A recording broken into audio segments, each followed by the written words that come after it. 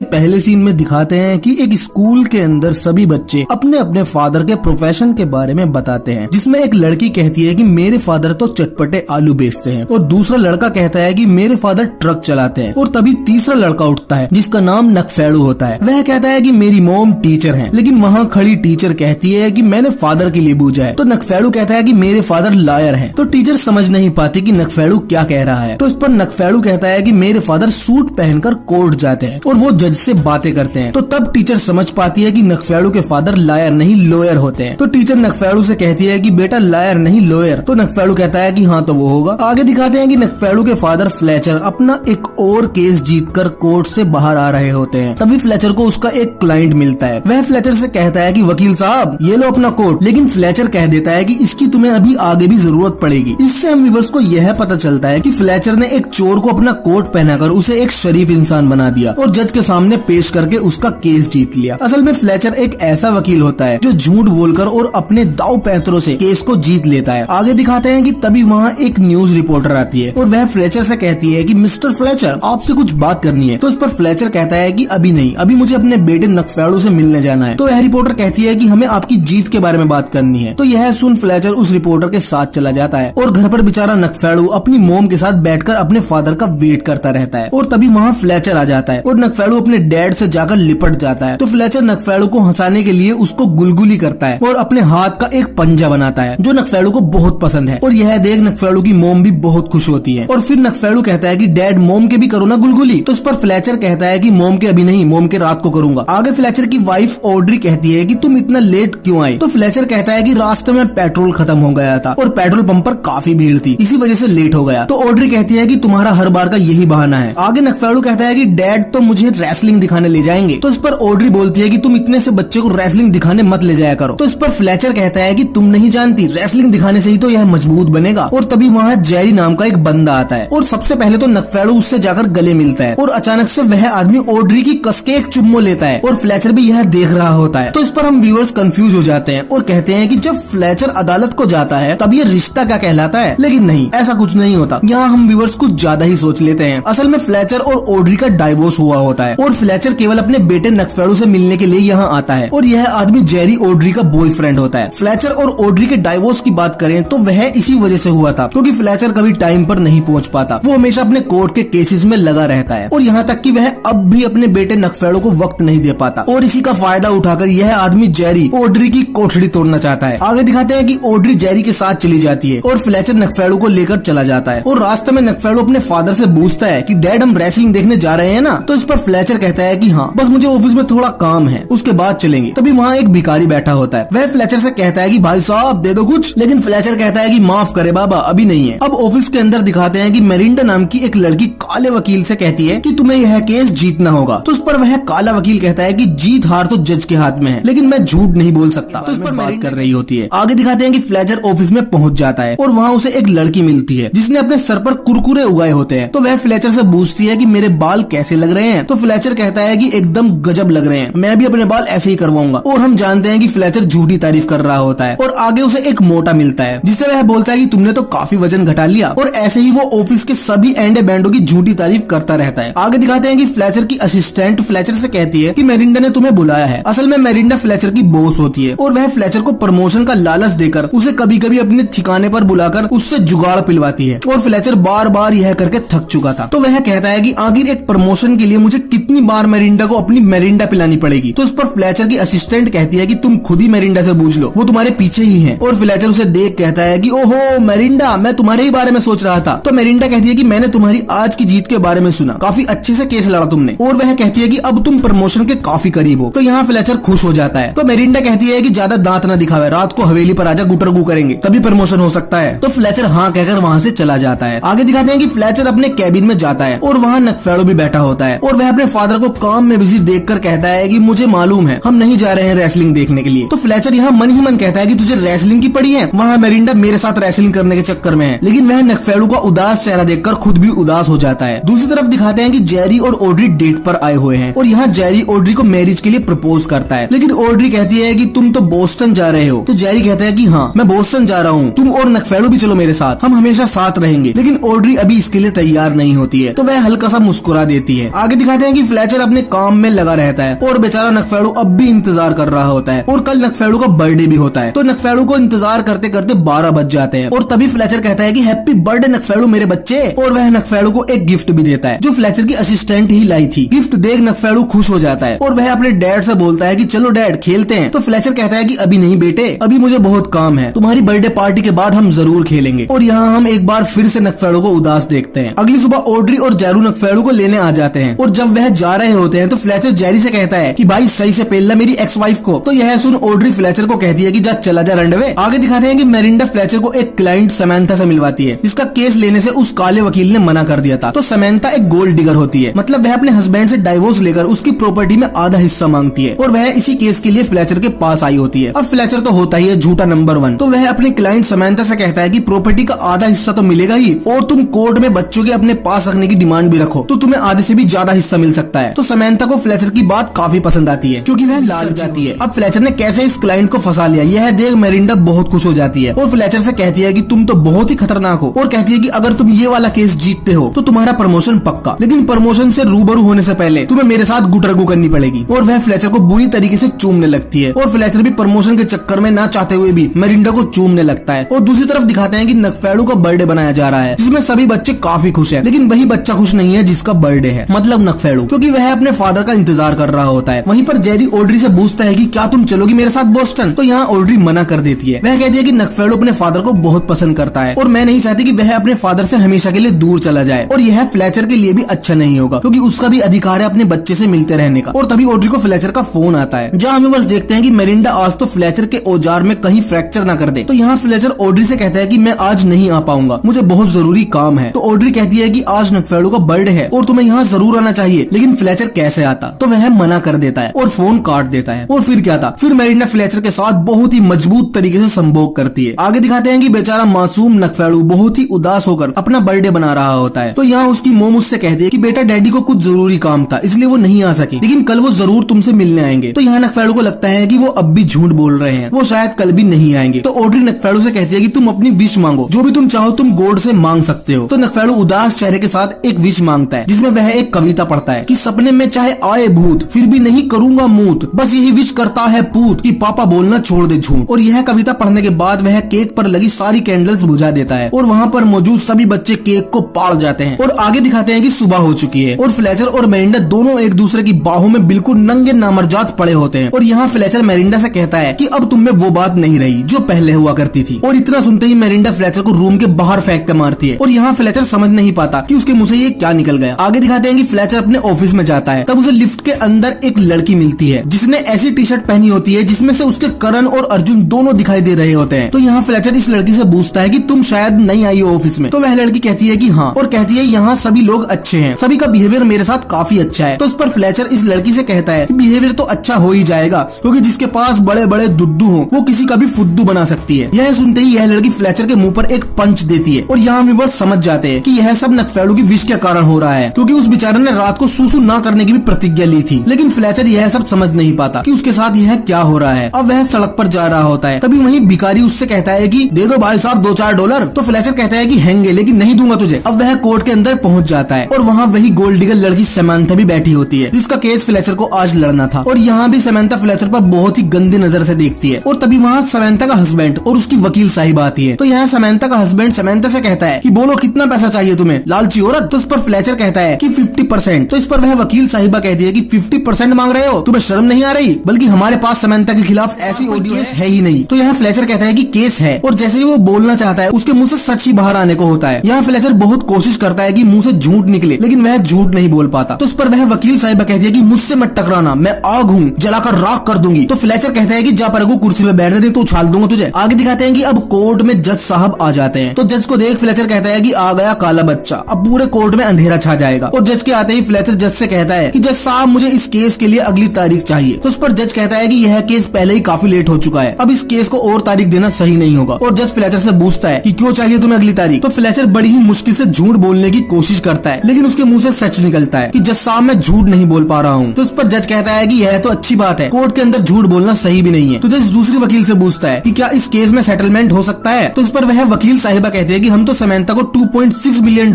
देने को तैयार हैं। तो तभी फ्लेचर कहता है कि हम तो तैयार हैं $2.6 मिलियन लेने के लिए, लेकिन समंथा फ्लेचर को रोकते हुए कहती है कि मैं तैयार नहीं हूँ, मुझे आधी प्रॉपर्टी चाहिए। तो जज फ्लेचर से पूछता है कि क्या तुम सेटलमेंट करने के लिए तैयार हो? तो फ्लेचर कह देता है कि नहीं। तो इस पर जज कुछ टाइम के लिए ब्रेक दे देता है और फ्लेचर तुरंत कोर्ट से भागकर अपने ऑफिस पहुंच जाता है और लिफ्ट के अंदर वह पाद मारता है और सभी लोगों से बड़ी शान से कहता है कि मैं नहीं पादा है, जो उखाड़ना है उखाड़ लो। आगे दिखाते हैं कि ऑफिस के अंदर फ्लेचर को वही कुरकुरे वाली लड़की मिलती है और वह उसे देखते ही कहता है कि चली जा कुरकुरे की दुकान। आगे फ्लेचर को वही मोटा आदमी मिलता है तो वह उससे कहता है कि परे को मर जा आटे की बोरी, और आगे वह सभी का दिल तोड़ता हुआ चला जाता है जिनकी भी वह झूठी तारीफ किया करता था। और तभी उसके पास वही बूढ़ी असिस्टेंट आती है तो फ्लेचर मन ही मन कहता है कि तू ना आवे मेरे पास को, नहीं तो तुझे तो बातों से ही मार डालूंगा, और तुरंत अपने कैबिन में घुस जाता है। और वह अंदर जाकर सोचता है कि मुझे किसी चीज पर टेस्ट करना होगा कि यह क्या हो रहा है। तो वह एक ब्लू कलर का पेन उठाता है और उसे रेड कहने की कोशिश करता है, लेकिन लाख कोशिश करने के बाद भी उसके मुंह से ब्लू ही निकलता है। फिर वह लिख कर देखता है कि शायद लिखकर मैं झूठ बोल पाऊं, लेकिन काफी कोशिश करने के बाद भी फ्लेचर के मुंह से झूठ नहीं निकलता। तो वह गुस्से में आकर अपने ऑफिस में रखे सारे सामान को तोड़ने लगता है और तभी वहाँ उसकी असिस्टेंट आ जाती है और वह फ्लेचर से कहती है कि तुम्हारी एक्स वाइफ का फोन आया था, वह कह रही थी कि तुम्हें आज नकफेड़ू को स्कूल से लेने जाना है। तो यहाँ फ्लेचर को याद आता है कि हाँ उसने वादा किया था। तो वह तुरंत ऑड्री को फोन करता है और कहता है कि मैं आज नकफेड़ू को स्कूल लेने नहीं आ पाऊंगा। तो ऑड्री कहती है कि मुझे मालूम था, तुम रात झूठ बोल रहे थे, और कहती है कि आखिर तुम रात को कर क्या रहे थे। तो फ्लेचर तुरंत कहता है कि रात को मैंने दबा के जुगाड़ पेला, और वह तुरंत फोन तोड़ देता है कि उसके मुंह से यह क्या निकल गया। अब नकफेड़ू अपनी मोम से कहता है कि लगता है डैड आज भी मुझे लेने नहीं आएंगे। तो उसकी मोम कहती है कि कोई बात नहीं बेटा, मैं आ जाऊंगी तुम्हें लेने। तो फिर नकफेड़ू कहता है कि लगता है मेरी विश पूरी नहीं हुई है। तो उसकी मोम कहती है कि कौन सी विश? तो नकफेड़ू कहता है कि मैंने कल अपने बर्थडे पर विश मांगी थी कि डैड अब झूठ बोलना छोड़ देंगे, लेकिन शायद वह पूरी नहीं होगी। लेकिन नकफेड़ू को यह पता नहीं होता कि वह कितना मासूम है, उसकी विश पूरी भी हो चुकी है। आगे दिखाते हैं कि फ्लेचर अपने टेलीफोन को जोड़कर वह ऑड्री पर फोन करता है और कहता है कि ऑड्री मेरे साथ कुछ हो रहा है। तो ऑड्री कहती है कि तुम्हारे साथ कुछ भी हो रहा है, अब मैं नकफेड़ू को लेकर जेरी के साथ बोस्टन जा रही हूँ। तो फ्लेचर कहता है कि मैं मेरे बेटे से बहुत प्यार करता हूँ और मैं ऐसा नहीं होने दूंगा। और वह कहता है कि तुम कुछ टाइम रुको, मैं घर पर आ रहा हूँ। और जब वह लिफ्ट में जाता है तो उसे वहाँ मेरिंडा मिल जाती है, तो वह उसे देख तुरंत भाग जाता है। तो फ्लेचर को भागता देख मेरिंडा कहती है कि भाग ले बेटे, कितना भी, रात को फिर पे लूंगी तुझे। आगे दिखाते हैं कि फ्लेचर कार को बहुत ही तेज भगाकर ले जा रहा होता है, तो ओवर स्पीड की वजह से उसका चालान कट जाता है। तो यहाँ भी फ्लेचर के मुंह से सच ही निकलता है। वह पुलिस ऑफिसर से कहता है कि हमने आज तक कोई चालान नहीं भरा, और वह टैक्सी से ऑड्री के घर पहुँचता है। तो ऑड्री पूछती है कि तुम टैक्सी से क्यों आए हो? तो फ्लेचर कहता है कि मेरी कार का चालान कट गया। तो बेचारी ऑड्री ही फ्लेचर का चालान भरती है, जो कि $1650 होता है, और यह इंडियन रुपीज में 1 लाख से भी ऊपर होता है, क्योंकि फ्लेचर कभी चालान भरा ही नहीं करता था। तो यह देख फ्लेचर उस पुलिस ऑफिसर से कहता है कि तुम लोगों को इतना ठगते हो, तुम्हें रात को नींद कैसे आती होगी। आगे दिखाते हैं कि फ्लेचर ऑड्री से कहता है कि मुझे सिर्फ एक और मौका दे दो, मैं अब ऐसा नहीं रहा जैसा मैं पहले था, प्लीज मेरे बेटे को मुझसे दूर मत करो। तो ऑड्री बहुत अच्छे दिल की इंसान होती है, तो वह कहती है कि ठीक है, अगर तुम आज रात नकफेड़ू से मिलने नहीं आए तो मैं सच में जेरी के साथ नकफेड़ू को लेकर बोस्टन चली जाऊंगी। और कहती है कि तुम जानते हो कि तुम्हारा बेटा तुमसे कितना प्यार करता है, उसने अपने बर्थडे पर विश मांगी कि तुम सिर्फ एक दिन के लिए झूठ बोलना छोड़ दो। और यह कहकर ऑड्री वहाँ से चली जाती है, और यह सुन फ्लेचर समझ जाता है कि यह सब नकफेड़ू की विश के कारण हो रहा है, और उसे यह रियलाइज भी होता है कि वह कितना बुरा फादर है। तो वह तुरंत नकफेड़ू को लेने के लिए उसके स्कूल में जाता है और नकफेड़ू को क्लास के बीच में से ही ले जाता है और उससे कहता है कि तुम्हें अपने बर्थडे पर विश मांगी थी, वह सच हो गई। तो उस पर नकफेड़ू कहता है कि तो अब हम रेसलिंग देखने जाएंगे? तो फ्लेचर कहता है कि हाँ जरूर जाएंगे, लेकिन पहले तुम्हें विश को वापस लेना होगा। तो नकफेड़ू कहता है कि ताकि आप फिर से झूठ बोल सको। तो फ्लेचर कहता है कि हाँ, लेकिन मैं तुमसे कभी भी झूठ नहीं बोलूंगा, मैं वादा करता हूँ। लेकिन मुझे मेरे नकफेड़ू से कहता है कि बेटे लो वापस अपनी विश। तो बेचारा नकफेड़ू बहुत स्वीट होता है, वह अपनी विश वापस ले लेता है। तो फ्लेचर टेस्ट करता है कि विश वापस हुई है या नहीं। तो वह पास ही खड़ी एक औरत की तारीफ करने उसके पास जाता है, लेकिन उसके मुंह से अब भी सच ही निकलता है, और वह औरत फ्लेचर को एक जोरदार थप्पड़ जड़ देती है। और यहाँ फ्लेचर समझ जाता है कि अभी विश वापस नहीं हुई है। तो फ्लेचर नकफेड़ू से कहता है कि तुमने वापस ली भी है विश, या तू भी दीवाना हो रहा दिखे है? तो नकफेड़ू कहता है कि पहले तो मैंने विश दिल से मांगी थी, और अब तो मैंने ऐसे ही बिगाड़ टाल दी। तो फ्लेचर कहता है कि लेकिन बेटे क्यों? तो नकफेड़ू कहता है कि क्योंकि मैं नहीं चाहता आप झूठ बोलो, आप फिर से मेरा फुद्दू बनाते रहोगे। और कहता है कि वैसे भी यह विश एक दिन के लिए है, और मैं कल मोम के साथ बोस्टन चला जाऊंगा। और यह कहकर नकफेड़ू अपनी क्लास में चला जाता है, और यह सुन फ्लेचर को बहुत दुख होता है कि उसने अपने बेटे के साथ सही नहीं किया। आगे दिखाते हैं कि फ्लेचर अपने ऑफिस में आ जाता है, और यहाँ उसकी असिस्टेंट आती है, और वह अपने असिस्टेंट से कहता है कि मेरा बेटा मेरे से नफरत करता है। तो उस पर वह असिस्टेंट कहती है कि ऐसा नहीं है, तुम्हें बस उसे थोड़ा टाइम देना चाहिए था। तो फ्लेचर अपनी असिस्टेंट को सारी बात बताता है कि मेरे बेटे ने अपने बर्थडे पर विश मांगी कि मैं एक दिन के लिए झूठ बोलना छोड़ दूं, और उसकी विश पूरी भी हो गई। तो यहाँ फ्लेचर की असिस्टेंट बोलती है, तो तुम मुझे एक बात बताओ, तुम मेरे लिए गिफ्ट लेकर आए थे, वो तुम बोल रहे थे कि $6000 का है, तो वह असल में कितने का था? तो फ्लेचर कहता है कि चोर बाजार से $2 का लेकर आया था। और यह सुन असिस्टेंट अपना सामान उठाकर वहाँ से चली जाती है, लेकिन यह सारी बात रूम के बाहर खड़ी मेरिंडा सुन लेती है कि फ्लेचर एक दिन के लिए झूठ नहीं बोल सकता, और वह समझ जाती है कि यही मौका है फ्लेचर को रास्ते से हटाने का, क्योंकि फ्लेचर बहुत अच्छा वकील होता है और वह सारे केस जीत जाता है। तो मेरिंडा को लगता है कि कहीं बड़े बॉस फ्लेचर को मेरी जगह ना बैठा दे, तो वह फ्लेचर को बुलाती है और उसे सभी के बड़े बॉस के ऑफिस में ले जाती है और वहाँ मीटिंग चल रही होती है, क्योंकि वह चाहती है कि फ्लेचर बड़े बॉस को कुछ अपशब्द बोल दे और वह फ्लेचर को मेरी जगह ना आने दे। तो वह अंदर जाकर बड़े बॉस से कहती है कि सर फ्लेचर आपसे कुछ कहना चाहता है। तो फ्लेचर कहता है कि क्या कहूँ अब इसको, यह पूरे दिन पाद मारता रहता है और बकवास इतनी करेगा जैसे इससे बड़ा कोई हो ही ना। तो यह सुन पूरे ऑफिस में सन्नाटा छा जाता है और बड़े बॉस भी सीरियस हो जाते हैं। लेकिन कुछ टाइम बाद बड़े बॉस जोर जोर से हंसने लगते हैं और कहते हैं कि तुमने बहुत अच्छा रोस्ट किया और हम पूरे दिन काम करते करते बोर हो जाते हैं, तो आज हमें थोड़ा हंसने को भी मिल गया। तो बड़े बॉस कहते हैं कि सिमंस के बारे में कुछ कहो। तो फ्लेचर कहता है कि इस कुरकुरे बुड्ढे को निकाल दो, अब यह यहाँ पर भीड़ कर रहा है। और यह सुन वहाँ बैठे सभी लोग जोर जोर से हंसने लगते हैं और यहाँ मेरिंडा का प्लान फेल हो जाता है और यहाँ फ्लेचर मेरिंडा पर भी जोर जोर से हंसने लगता है। आगे दिखाते हैं कि फ्लेचर अब वापस कोर्ट में आ जाता है और वहाँ जज साहब भी आ जाते हैं और वह कहते हैं कि अदालत की कार्रवाई शुरू की जाए। और शुरू में ही वह वकील साहिबा जज से कहती है कि जज साहब इस औरत ने एक मुस्टंडे के साथ दबा दबा के संभोग किया है। तो जज कहता है कि तुम्हारे पास इसका क्या सबूत है। तो वह वकील साहिबा एक टेप जज को सुनाती है और जब वह इस टेप को प्ले करती है तो उसमें समानता दाबम दाब संभोग कर रही है और इसमें समानता की ऊ आ की आवाजें आ रही हैं। तो उस पर फ्लेचर कहता है कि जज साहब हम यह कैसे मान ले कि इस टेप में जो आदमी समानता को पेल रहा है वह समानता का हस्बैंड नहीं है। तो तभी टेप से समानता की आवाज आती है जिसमें वह मुस्टंडे से कह रही होती है कि तुम तो मेरे हस्बैंड से भी जोरदार संभोग करते हो। तो अब यहाँ फ्लेचर को समझ नहीं आता कि वो क्या करे, झूठ वो बोल नहीं सकता, उसको यह केस जीतना भी है। तो वह बहुत सारा पानी पीने लगता है जिससे उसको सूसू आने लगता है और वह जज से कहता है कि जज साहब मैं आई गो टू टॉयलेट। तो जज कहता है कि जाओ मगर जल्दी आना। अब फ्लेचर बाथरूम में जाकर सबसे पहले बहुत सारा सूसू करता है और वह अपने आप को पीटने लगता है ताकि उसको चोट लग जाए और जज केस की अगली तारीख बढ़ा दे। आगे दिखाते हैं कि एक सिक्योरिटी गार्ड फ्लेचर को कोर्ट रूम के अंदर ले जाता है कि जज साहब वकील साहब को किसी ने बहुत ही बुरी तरीके से पीटकर टॉयलेट में फेंक रखा था। तो जज सोचता है कि अब तो अगली तारीख देनी ही होगी, लेकिन वह फ्लेचर से पूछता है कि अगर तुम केस लड़ सकते हो तो बता दो वरना मैं अगली तारीख दे देता हूँ। तो फ्लेचर के मुंह से सच ही निकलता है, तो वह ना चाहते हुए भी कह देता है कि हाँ मैं लड़ सकता हूँ। तो जज कहता है कि ऐसे वकील की हमारे देश को जरूरत है, अंजर पंजर हिले पड़े हैं लेकिन जब भी केस लड़ने को तैयार है। और कहता है कि 10 मिनट का ब्रेक के बाद अदालत की कार्रवाई फिर से शुरू की जाएगी। अब फ्लेचर अदालत के बाहर बैठा होता है तो तभी उसको नकफेड़ू का फोन आता है। तो फ्लेचर नकफेड़ू से पूछता है कि बेटे